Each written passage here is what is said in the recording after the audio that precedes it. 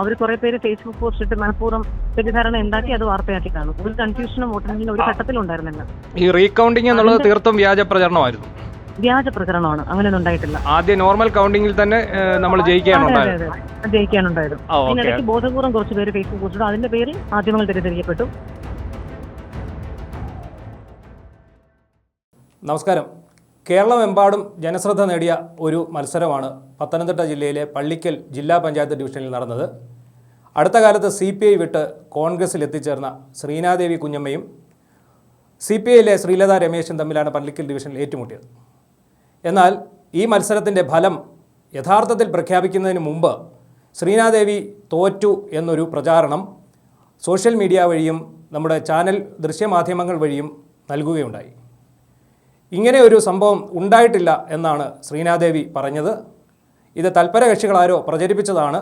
മത്സരത്തിൻ്റെ അല്ലെങ്കിൽ വോട്ടെണ്ണലിൻ്റെ ഒരു ഘട്ടത്തിൽ പോലും ശ്രീനാദേവി പിന്നോക്കം പോയിട്ടില്ല. കടുത്ത മത്സരം തന്നെയാണ് നടന്നത്. വോട്ട് എണ്ണിക്കഴിഞ്ഞപ്പോൾ ശ്രീനാദേവി 196 വോട്ടുകൾക്ക് മുന്നിലായിരുന്നു. ഈ വിവരം ഇലക്ഷൻ കമ്മീഷൻ്റെ ഔദ്യോഗിക വെബ്സൈറ്റിൽ പറയുകയും ചെയ്തിരുന്നു.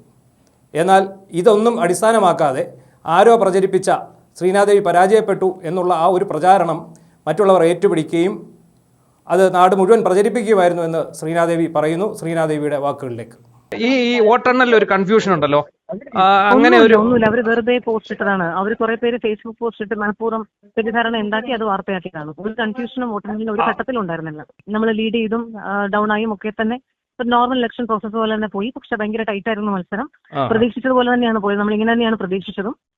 കാരണം ഇടതുപക്ഷത്തിന്റെ കോട്ടയാണ്. ഇവിടെ നമുക്കൊരു മാറ്റം ഉണ്ടാക്കാൻ പറ്റുക എന്ന് പറയുന്നത് വലിയ ബുദ്ധിമുട്ടാണ്. മാത്രമല്ല അവിടെ വൻ ടീമാണ് എതിർ ടീമിന് വേണ്ടിയിട്ട് ഇറങ്ങിയിട്ടുള്ളത്. എതിർ സ്ഥാനാർത്ഥിക്ക് വേണ്ടിയിട്ട് വലിയ ടീമാണ്. പിന്നെ ഒരുപാട് പ്രചരണം, ലക്ഷങ്ങളുടെ പ്രചരണം. ശരിക്കും പറഞ്ഞാൽ തെരഞ്ഞെടുപ്പ് കമ്മീഷനെ ചെലവിലേക്കൊക്കെ നോക്കേണ്ടതാണ്. അത്രയും വലിയ പ്രചരണവും കാര്യങ്ങളൊക്കെയാണ് അവർ നടത്തിയിട്ടുണ്ടായിരുന്നത്. നമ്മൾ അങ്ങനെ ഒന്നും ഉണ്ടായിരുന്നില്ല. നമ്മൾ വളരെ സാധാരണമായിട്ടുള്ള പ്രചരണമായിരുന്നു.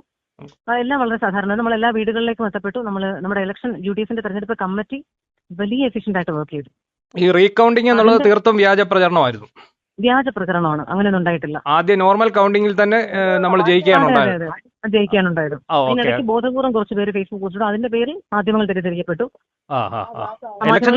ഇലക്ഷൻ കമ്മീഷന്റെ സൈറ്റ് കൃത്യമായിട്ടാണ് കാണിച്ചിരുന്നത്. ആ സൈറ്റ് കൃത്യമായിട്ടാണ് പോയിക്കൊണ്ടിരുന്നത്. വളരെ കൃത്യമായിരുന്നു. കഴിഞ്ഞ തവണ ഇവിടെ നമ്മൾ എത്ര വോട്ടിനായിരുന്നു ജയിച്ചത്? LDF നിൽക്കുമ്പോൾ 5861, 5861.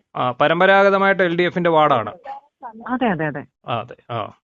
അപ്പോ വളരെയധികം സന്തോഷം. പിന്നെ നമുക്ക് വളരെ കുറച്ച് ദിവസം പ്രചരണത്തിനായിട്ട് കിട്ടിയുള്ളൂ. കാരണം നമുക്ക് ഈ നോമിനേഷൻ തള്ളിക്കാനും വോട്ടർ പട്ടികയിൽ പേര് നീക്കം ചെയ്യാനും ഒക്കെ ആയിട്ടുള്ള പരാതികളും ഹിയറിംഗും ഒക്കെ ആയിട്ട് 25-ാം തീയതി വരെ പോയി.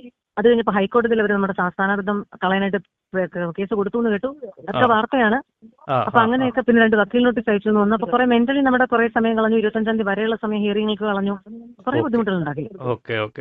ഒരു പത്രസമ്മേളനം എനിക്കെതിരെ നടത്തുക, CCPയുടെ സ്റ്റേറ്റ് കൗൺസിൽ മെമ്പർ നടത്തുക, ഫേസ്ബുക്ക് ലൈവ്, അത് കഴിഞ്ഞ് ചിത്രയും ഗോകുമാർ നടത്തുക. ഇങ്ങനെ ഒരാളെ അധിക്ഷേപിച്ചും അപമാനിച്ചും വേദനിപ്പിച്ചും തെറ്റായ പ്രചരണങ്ങൾ നടത്തിയും ഒക്കെ കുറെ കാര്യങ്ങൾ നടന്നു. അതെല്ലാം നമ്മൾ അതിജീവിച്ചു വന്നു, വിജയിച്ചു. 196-ന് 1,96,000 വിലയുണ്ട്.